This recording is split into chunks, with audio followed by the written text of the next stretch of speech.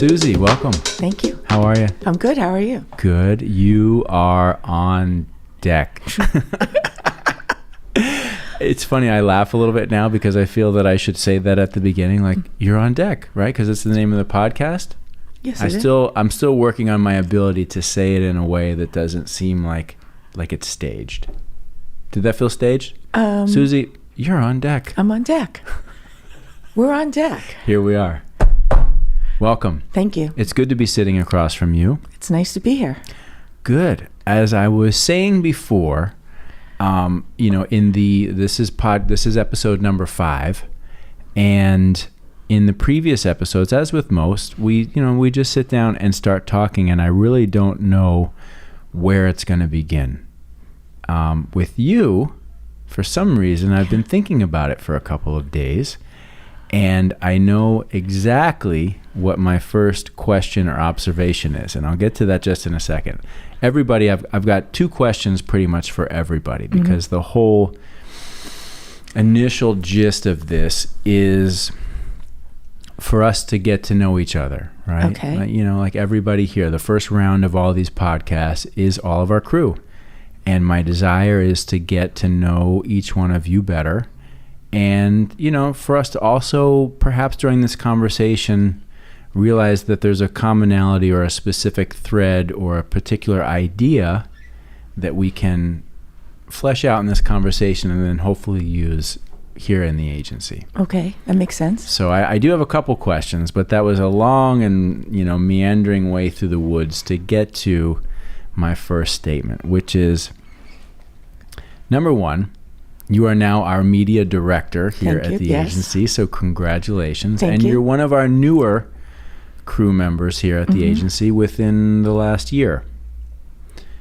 My initial observation of amongst many, which I shared with you yesterday, that I think you're really doing a great job, and you've brought a lot of good professionalism and experience to our agency. So I thank you for that. You're very welcome. I'm glad it's being used. It is, yes, and it will continue to be so. If I were to have an observation, I would say, and this is a very positive observation in terms of how I feel, you are a very meticulous person. That's what I've been thinking about for 2 days, the word meticulous, right? And when I think about that, it starts with how you present yourself in the office every single day. Like your outfits are meticulous, like head to toe, everything is just right, super coordinated, but not too matchy, like it's just right. And so when I think about that, I'm not distilling you down to that, but if I've thought about you for the last couple of days in the context of this conversation, I've said, she's a very meticulous woman from my perspective. So my question to you is, if that is an accurate statement. I think to some extent, yes. I'm laughing because being that I come from a corporate advertising background, we had to wear a lot of suits.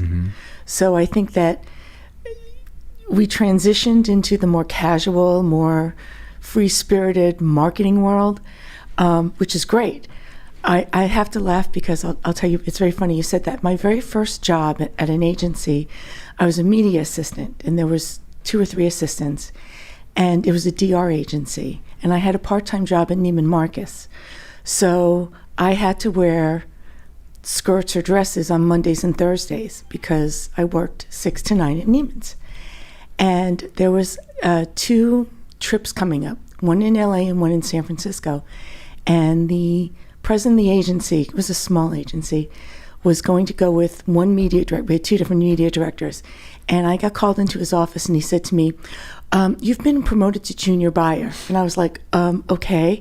And he said, you're going with so-and-so out to San Francisco for this conference. And I was like, But his assistant's been here a lot longer than me. And he said, I can't send Madonna to San Francisco because it was in that, like she was more like the shoulder off the, the blouse, the shirt off the shoulder, right? And, the little kitten heels with ruffle socks. And she was a really nice girl. I mean, really nice. Right. And she worked really hard. But his perception was that I was going to go out there and represent the company in a more professional way than she was. Right.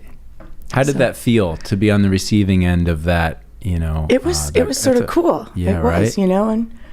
And as my career changed and grew, I mean, I wound up buying suits, and I don't have to wear them now, so I have them. It's a different world that we Yes. live in, and I will say in that first response, I feel like there's like 4 or 5 things that we can mine into in this conversation, and I hope that I do a good job of getting us there. But it's a different day and age that we live in right now. Mm-hmm. And you had mentioned the other day when you were listening to one of the other podcasts that I think I communicated, and what I was trying to communicate is that we've always had someone here who has a longer historical connection to the advertising business going back to New York 30, 40 years. And if I recall correctly, you're not actually from New York, right? I grew up in New York. Oh, okay, you did. Yes, but I never worked in New York, but I worked for agency that was out of New York that had a Fort Lauderdale office. Okay, so I apologize for misconnecting those items, but I knew that you always had this connection, and I think that that's a real important piece for our business, and it's something that I really like and I enjoy, is that you are the most recent iteration of somebody working here that has that connection back to that time. I grew up in New Jersey. Mm-hmm. Tom and I talked about that the other day, and I like the connection back to that time and that particular geographical location, because I think everybody understands that advertising has a real foundational history in the city Madison of New York, Avenue. right? Of course. And so particularly as it pertains to now, from the media perspective, there's something that goes back to that time that tends to travel the longest through the media side of the business. Would you say that's an accurate statement? Yes. I guess for one reason is because when I was in school, right, he wasn't a professor, he was the vice president of an agency, and he taught one night a week at the university. And media, he said, because everybody wants to be an account executive, but he said the best account executive started in media, because a client either loves or hates the creative, and if they love it, you then have to sell them on spending the money in media so that message that they love is being heard or seen. Right. So therefore it ties back to media. So you have to, so even the best AEs in the world, like you have a media background, you know media somewhat. Well, I worked at Zimmerman. Right. That was my entry into the advertising business. And Zimmerman was such a, at the time, for the retail automotive sector, mm-hmm. such a media powerhouse. And so media was so important, yes. And understanding, we had to really learn about it and understand how to, communicate it and sell it to the clients. It gives you a great basis. Yes. So that's why I think the media part does come all the way back, as you said. Now, is it fair to say that the majority... Let me rephrase this. The majority of my experience with senior level media people, mm-hmm. such as yourself, tends to be on the female side. I have an answer for you. Why is that? Okay. The media director that I worked for at the ad team many years ago, right, he said that he ran Cunningham and Walsh, and he said that when college students came out of school and they wanted to get into advertising, the women, they didn't care if they were the receptionist, just to get their foot in the door. Mm-hmm. They'd start in accounting or the receptionist or media assistants or whatever. And the guys always wanted to start as an account executive and make, they thought they were going to make the big bucks right out of school. Right. Whereas women tended to be slow and steady up the pace of their the career. career growth, right? Which was, and looking back, he's right. I've only worked with like 2 or 3 men in the media business that were buyers. Right. So are you saying that a lot of women entered into the business, they went to work at an agency as a receptionist or maybe an executive assistant, but through displaying their talents and ability and their own particular drive, earned those Correct. opportunities, and media was an avenue that they tended to fall into? yes, I think that's what happened. And also media buyers, I think that women tend to be, maybe I'll use your word, meticulous, a little bit more meticulous on in the big agency world, the cost per points, the GRP levels and all that. You tend to, dig a little more. Interesting. Interesting. There's an interesting parallel because we're, obviously we're in the retail automotive sector, and I have observed a similar career trajectory in the automotive side of our business for women, but the destination is different. So in the advertising business, you're saying a lot of women came in as executive assistants or receptionists or whatever, and they worked their way up into the media side of the business. And the media side of the business, it should be noted, is very mathematical, right? It's a lot of numbers, it's a lot of data, it's a lot of analysis. My parallel story that I'm going to share with you on the retail automotive business is that there's a lot of women that go into the business and start off in a receptionist type of position and end up in the accounting department and end up rising up to be, controllers and chief financial officers in the automotive business. I've seen it so many times, and I'm not saying that they're exactly the same, but there's this interesting parallel and path of women being able to enter into these 2 separate businesses, start at the bottom, and work their way up into a particular executive level position that is highly analytical and highly mathematical. And I think that there's a lot of people who may have never heard this conversation or who are be hearing this conversation for the first time would say, I don't know that that's something that I would have expected. And I think it's really interesting. The other really interesting thing is that as the big agencies started to let their buyers, the women, I should say, work from home, mothers. At a previous job I had, my immediate supervisor had been a media director at Donor. And he said that his female buyers, they were on the spot, they never missed a deadline or anything. But that the male buyers, tended to slack off. And he thinks that it's because you never wanted to be the woman that ruined it for everybody else, because they were women that they weren't stopping their career to have a family. They were having a family and having a career, and they were working together at it. So they were being very liberal by letting them work from home, maybe come in once a week or whatever. But being that we work on computers and like we did here from COVID, everyone worked remotely. And so the media departments are really the first ones to sort of like jut out of the agency and become remote. Interesting. Now, if you were playing, you just like kind of did a touch and land on a very potentially delicate subject, but I'm going to, for whatever reason, I feel like going there. Okay. Number one, having, at this stage of my life, later in my life, having a family and seeing and experiencing the incredible amount of work and responsibility that it takes for anyone to raise a child, right? And I think man or woman, it's still a responsibility that in a lot of cases falls on a woman's shoulders. Not saying that's right or wrong.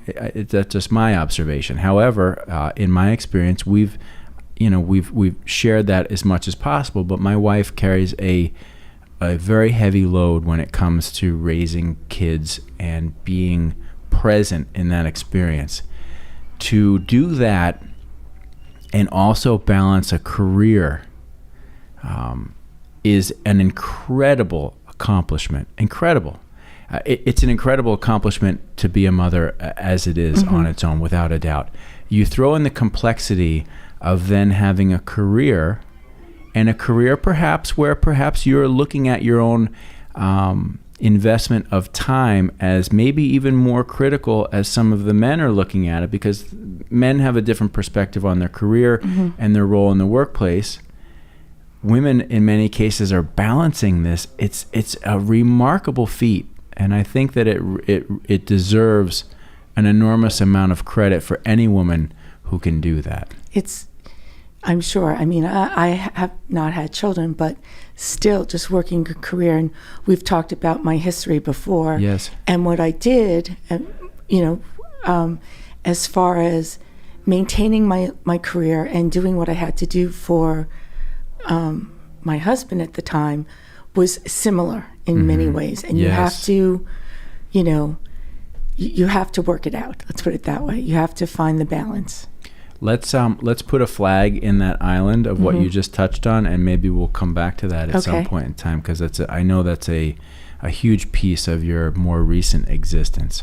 There's two things that I would like to circle back on, right? Okay. The meticulousness. Okay, now so we talked about the meticulousness in the business, and the meticulousness for you in some ways came back from your job in retail at Nordstrom or Neiman Marcus? Neiman Marcus. I've worked at Neiman's and I've worked at Saks. Okay.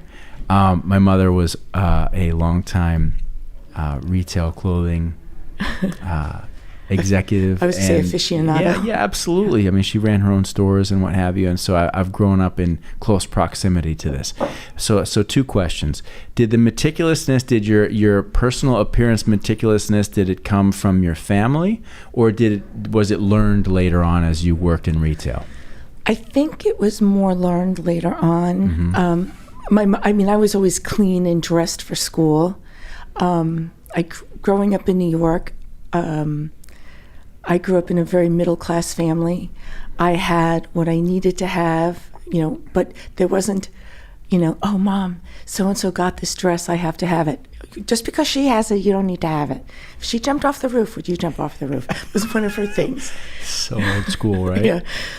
So I think that I learned, what I had, I took care of, sort of. But I think that as I got into the workforce and I was working 2 jobs, and a discount here, and it's on sale, and I think I sort of found my own style and honed in on it, and that's what I don't think I wear a lot of like super duper trendy clothes. I wear more classic. Yeah, you've got a real classic style about you. They used to tease clean, me. but it's feminine, it's clean, it's classic, and it's you.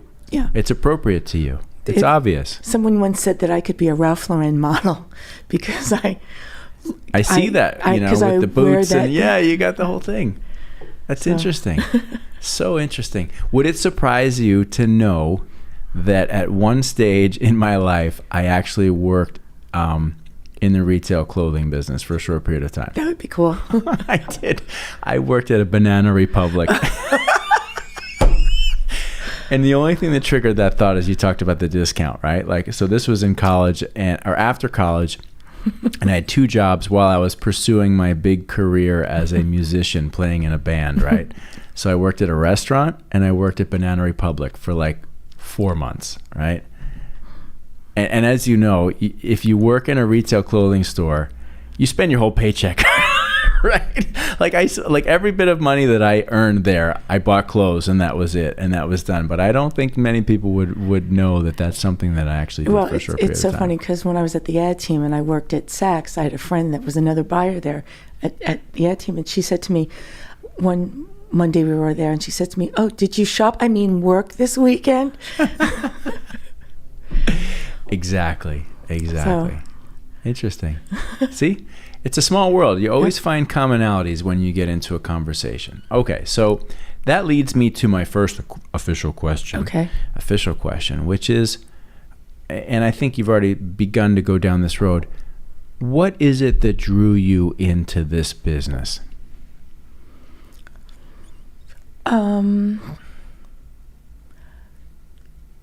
That's a really good question. I'm not really sure. I don't know if I fell into it, because I really didn't.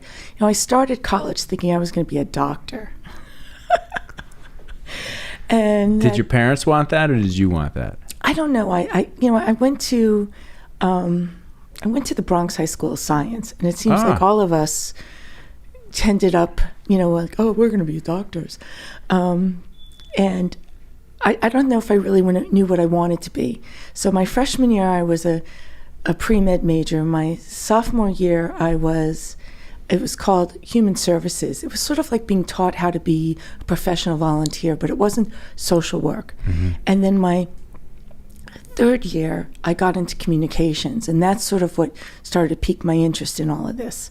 So I think that I sort of like had to find my way. And when I got out of school, I was trying to find jobs within that realm, and finally I did, and wound up in media. I did promotions for a while, and I just sort of like, I started it. I found out I liked it. And I have this theory, or someone, I think you also said it, that if you like what you do, you'll be good at it and you'll advance at it.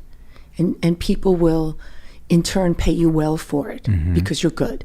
And I think that that's very true. I mean, why would you want to spend your life doing something that you hate? Well, if you're asking that as a question and not specifically a rhetorical question, the answer is, for a lot of people, they look at the responsibility of either providing for themselves or providing for their families, and they do what they think they need to do in order to achieve that goal.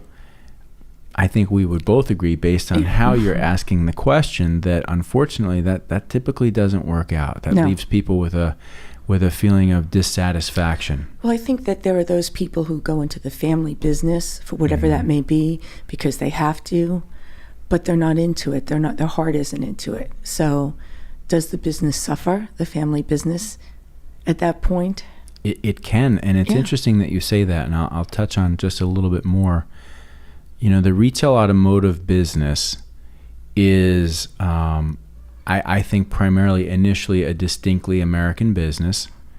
And if you look at a lot of the big retail automotive operations around the country, now a lot of them have been purchased by the larger public companies, right? But every one of those, groups or platforms, every one was a family business at some point in time, and many of them go back 2 and 3, maybe 4 generations to families that, coming out of the 1800s into the 1900s, some of them might have been horse traders, right? And then you had Ford and the Model T, and so you begin this automotive business in the United States. So you have these generational businesses, and if you ask most people in the car business, it's almost always the first generation that are the typically, and I'll upset a lot of people by saying this, but I'm going to say it anyway. Okay. It's the first generation that typically those are the real gutsy entrepreneurs, male or female, right? That established the family business, right? And then you have a second generation that grows into it, right? Some love and embrace and go on for success. Others are born into this situation where they're like, well, it's the family business, and I feel this duty and this sense of honor to go on and do it. But a lot of times the second generation wasn't as good as the first generation because they didn't have that passion in their heart. They're number one, they're perhaps born into a situation of more financial security, a higher quality of life, and a different drive to go into the business. And again, I know this will probably upset a lot of people. That's not to say that every second generation car dealer isn't good or didn't want to it, but a lot of them, I've met a number of them that I knew specifically, they didn't love the business. They were carrying the mantle of the family because they felt they had an obligation to keep it going, but they didn't love it, which is, to your point, it's like, if you don't love what you do, are you going to be as successful? And in a lot of these instances, these men and women who inherited the business may not have succeeded to the same level. Not across the board. And there's a lot of further generations that are taking it to the next level. But it's tough, you don't have to. And not everybody has the ability to. But to be able to live a life that is partly in the pursuit of what you love is really meaningful. I agree. I think that's what's part of happiness. You have to do something that is good for you. Me being a doctor was not going to be good for me. I can't even think of. Okay, right. But here you are. And so in that vein, what is it?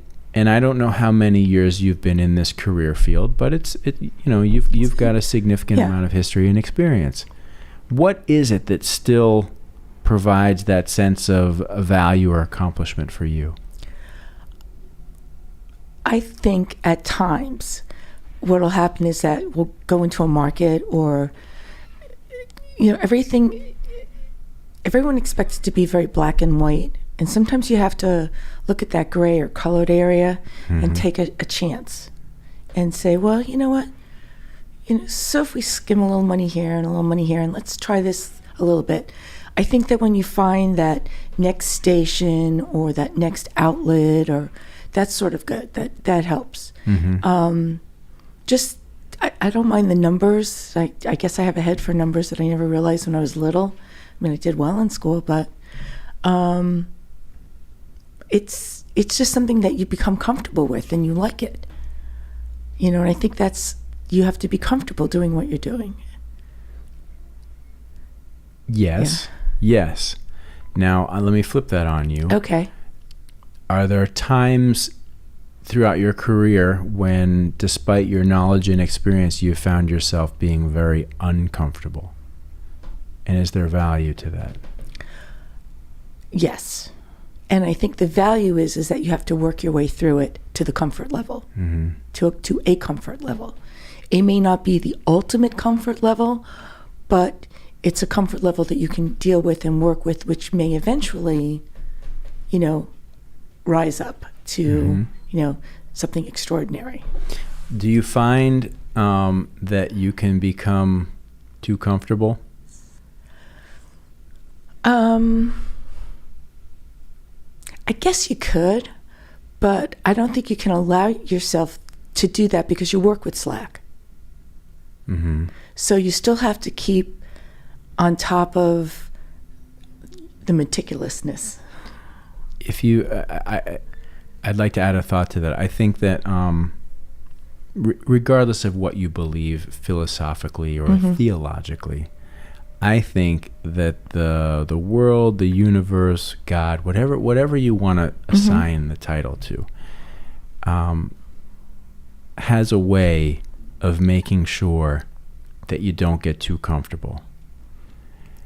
Recognizing that moment, I think, is a challenging thing for some people, because some people reach a level of comfort and they don't want to leave that comfort zone, right? But something's going to prod you, and either you respond to it or you don't. I'm a big believer that, okay, you want to work to succeed and try to create and provide as beautiful a life as you possibly can for yourself, for your family, whoever it is that is important to you in your world. But there's those times that come along that just shake you out of it. And those are those moments when something is telling you this is your next opportunity for growth. I can see that. Yeah. I can see that. I think that when, I've worked for a company that went under. And so you were forced at that point to move on. There was no ifs, ands, and buts. You didn't have a job anymore. So you move along and you start over. And what you bring with you from your history, hopefully when you move on to wherever you go to, they're going to go, oh, this is good. Yes, we can use this. Right. And you build up, you have that sort of like base to build upon. All right. So another question. So you brought that as an example so that it would be safe for me to assume that you've been through that experience. Yes, I have. Okay. So let's just walk ourselves through that experience just a little bit. The company you're working for goes under, and all of a sudden you're out on the street and you have to decide, okay, how am I going to proceed? Like, what goes through your mind at that point in time, and what are your first steps of action? After you redo your resume? Yeah, sure. Okay. Yeah. In advertising, especially, advertising is a very small world, and media is even smaller. So I think that what I did was I started to reach out to people in the media world and said, hey, I need to find a job. You know me. If you hear of anything, please let me know. So it's a networking thing. I think at the time I looked at whatever was Monster or whoever was the big job search at the time. Right. But, within 2 weeks I had a job. I'm not at that job now, but it was a job. And it was, sometimes you take a job to have a job so you can continue doing what you're doing. And it may not be the perfect job for you, but it's better to find a job when you have a job. Yes, exactly. So, but you just have to, it's that saying, you pick yourself up by your bootstraps and you just go on. That's what you have to do. It's interesting because what you're essentially saying is that as you develop your career and you develop your talent and ability, the parallel process of developing your network of people, not only that you know and like or love and trust, but those people have a sense of who you are and what you're capable of. That's why you don't burn bridges in business. You don't burn bridges. It's interesting. We're coming up on almost 15 years in business as an agency. And I mean, I can almost say with pride that we've been fired a lot of times, over the course of that period of time, because it's a performance-based business, and people make this, dealers make decisions about, and maybe we're going to go in this direction. We've always exited on the high road. We've always exited under the premise of, we'll do whatever we can and everything that we can up to you, for you, right up to that final moment. We're always friends. The door is always open. You never know. And I can't tell you how many times that we've had business that has left that's come back just because of that exact same thing. We didn't burn the bridge. We didn't get upset. Certainly it hurts to lose an account or a job, right? But people make decisions. I think sometimes people think that the decisions are very personal. Now, very rarely are the decisions in business personal. They are business decisions, right? And you have to understand and respect that whoever you're working with or for makes a decision that they feel is best for their business, and that might not include you right now. That doesn't mean that it can't include you in the future, or that they wouldn't say something really nice about you to something else down the road. Right. And it sounds like you've experienced that and been able to be mindful enough to follow that path. I think you have to. You can't, shut yourself out in the cold and then be stuck with nothing. Right. You have to maintain some level of, not humanity, but just, consciousness of what you're doing and saying if you choose to leave a company, or if a company chooses to leave you. If a company that went under, if they came back, would I go back to them? I don't know. Right. You have to weigh, this is the reason they went under. Is that set of parameters in place for the new company? Do you feel it's going to work? So, as you're saying that, I'm hearing what you're saying, and I'm also thinking of something. We live in a world right now. It's extremely comfortable, right? I mean, if you were to look at the average life of any one of us, even here at the office, and that's not to say that any one of us don't have hardships, but overall our life is very comfortable. We live in safe and secure homes. We drive cars to work. We have jobs. We make money.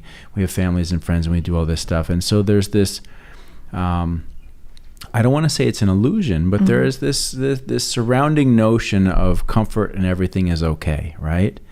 But when you lose or potentially lose your ability to provide your own livelihood, or if you have a livelihood that you need to provide for your family, it's a very scary and almost primal thing. Like immediately in my mind, I can imagine, like, what was it like? What must have been? This is gonna sound crazy. What must it have been like for Neanderthal man or woman, right, to survive on this planet and be able to some way somehow provide food, shelter, and security for their family, when literally walking out the front door meant that you could almost you're eaten by an animal, right? You're almost guaranteed death, right? And so we certainly don't live in that world now, but there's an underlying quality that I think we all inherently understand, that is, if you don't get out there and fucking perform or do what needs to be done, you could find yourself in a challenging situation for yourself and your family, right? And it takes a while for that to fully settle in, don't you think? I think so, and I think that you also always have to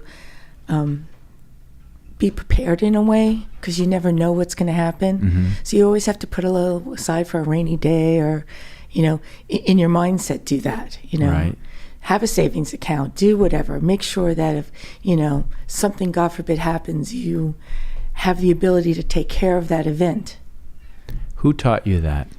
My parents. Yeah? I think. What were your parents like? My mother, well, back then, she was a stay-at-home mother. My father was in retail. He was the manager of a store that sold fine accessories for the home. So... meticulous. This goes right here, and it will look nice right there. Yes, and this would be really nice right there. But that was just the way. My father was a child of the Depression. They both were. So to them, having savings and not living totally outside your means was very important. So I think that the value of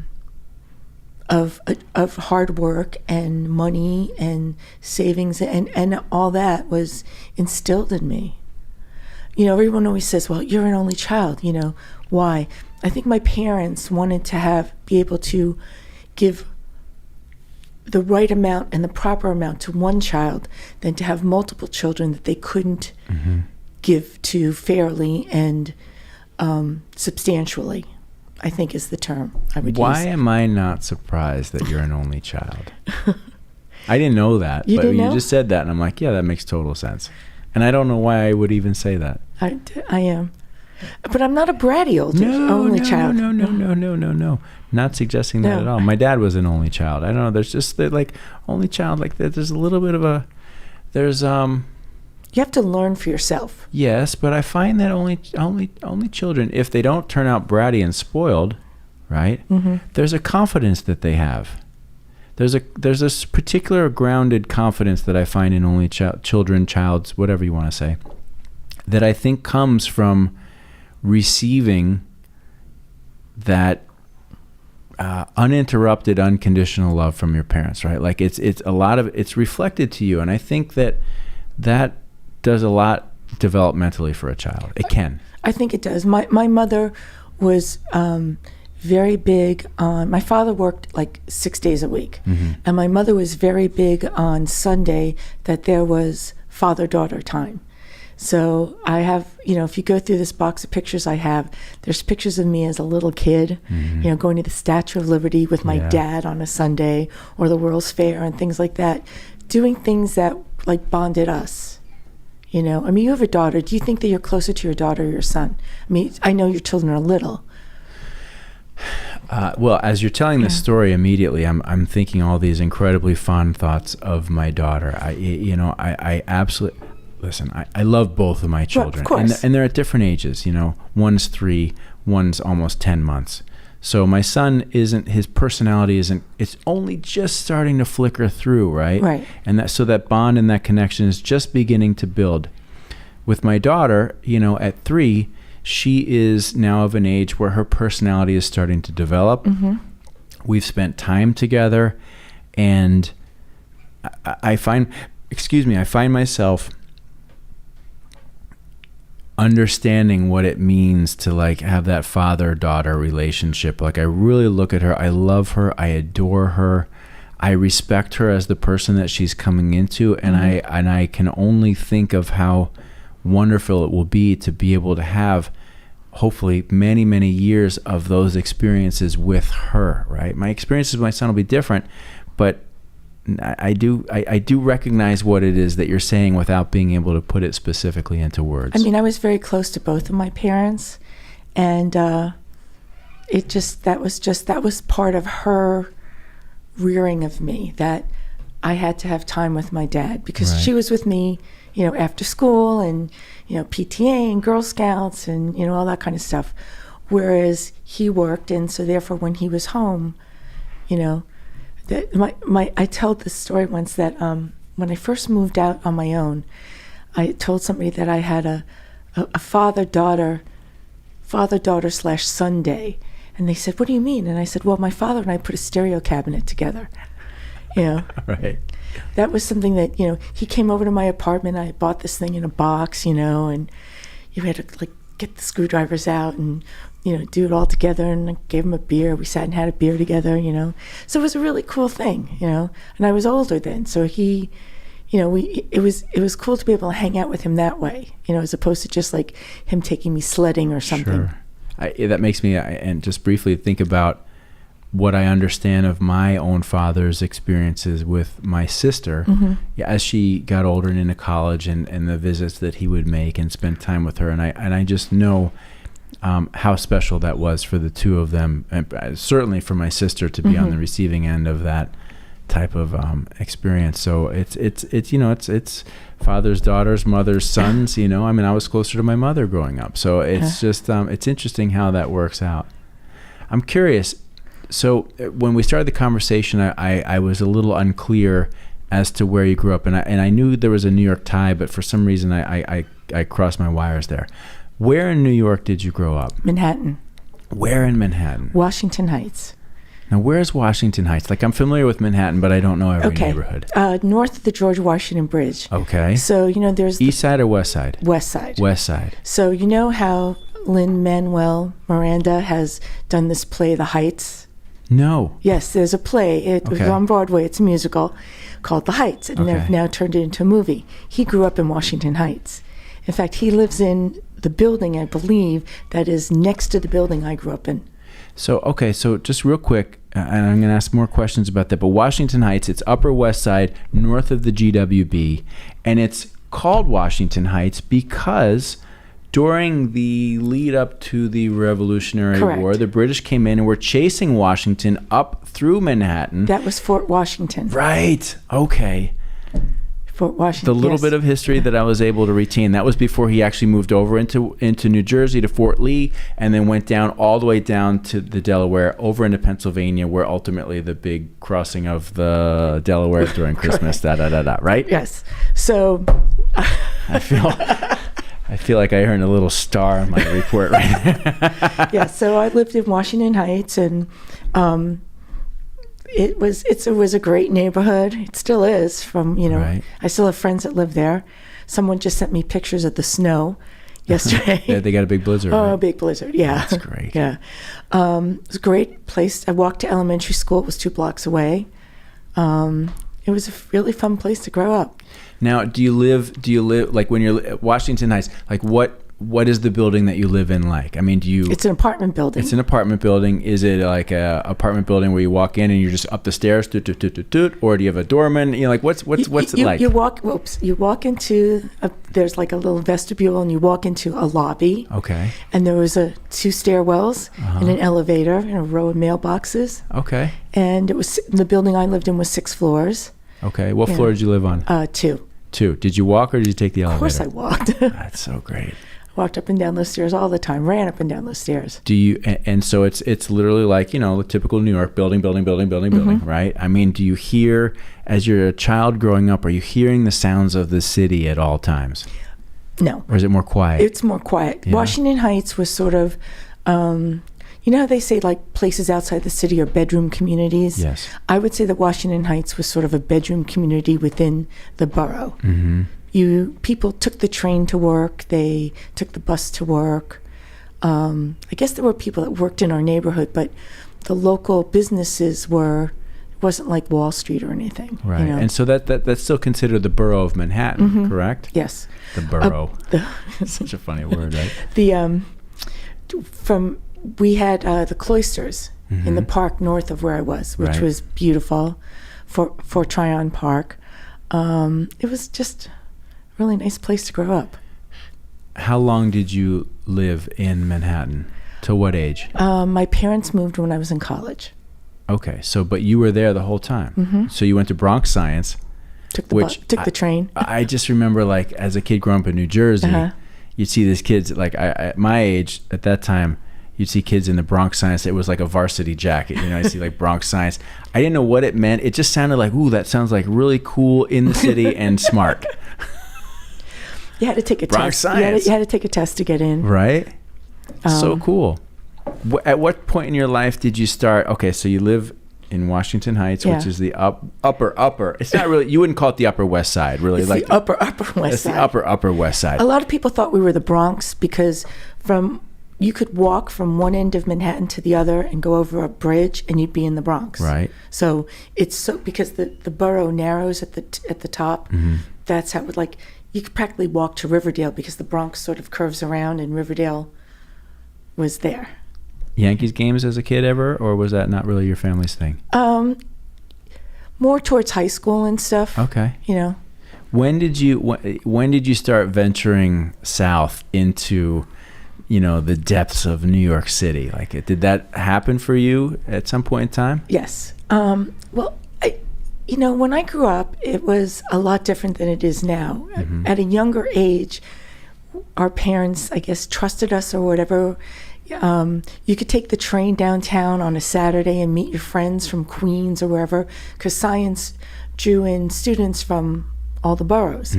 And you could meet your friends and, let's say, go shopping at Bloomingdale's and then have lunch and take the train home. So I think that when I was definitely... You just said meet your friends and go shopping at Bloomingdale's. I feel like... That was the place I we'd know. meet. That was our meeting point. I just heard my mom in my head. Sorry, I'm not equating the two, but so funny. Well, because that was like usually your meeting point. Sure. It's like, how could you not find it? Right.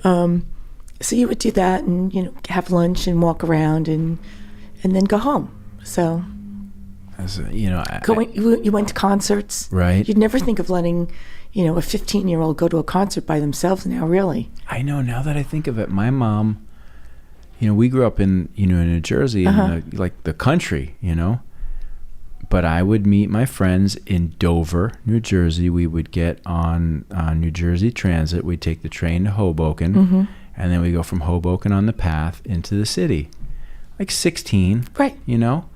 Going into the Lower East Side, CBGB's, and really going to experience, we wanted to see the rough and tumble of it, And so now as a parent, I'm like, oh my God, am I going to be okay with my kids doing something like that? Did you ever do New Year's at Times Square? Once. I did it once. Once. And once is all you need to do it. Horrible experience. Too cold. Well, it was cold, and I hadn't figured out drinking yet at that point in time. I didn't really, at that stage of my life, I don't know, I was 19, 20. I know I was home for college.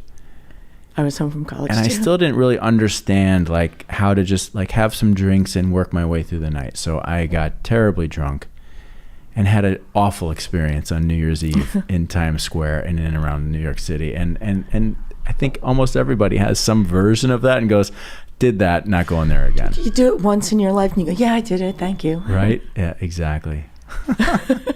So funny. So funny.